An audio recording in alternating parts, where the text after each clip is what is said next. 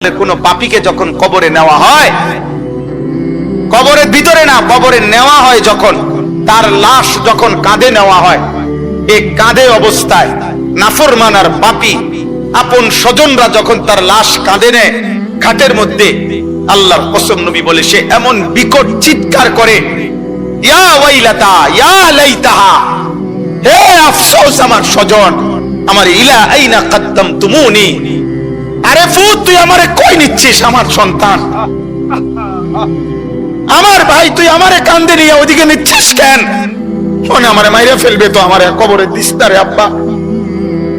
আমারে কবরে দিস না, আমারে তো ফেরেশতা মাইরা ফেলবে,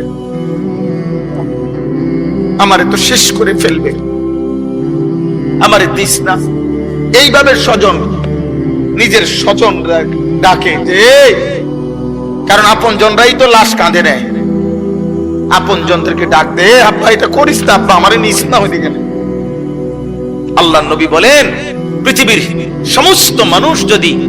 একসাথে শুনতো, এক মাঠে দাঁড়াইয়া একত্রে, খোদার কসম নবী বলছে আদম থেকে ইসরাফিলের ফু পর্যন্ত সমস্ত মানুষ যদি এক মাঠে থেকে একবার জীবনে এই পাপীর চিৎকার একবার শুনতো, আল্লাহ নবী বলেন লাসাইকা, তাহলে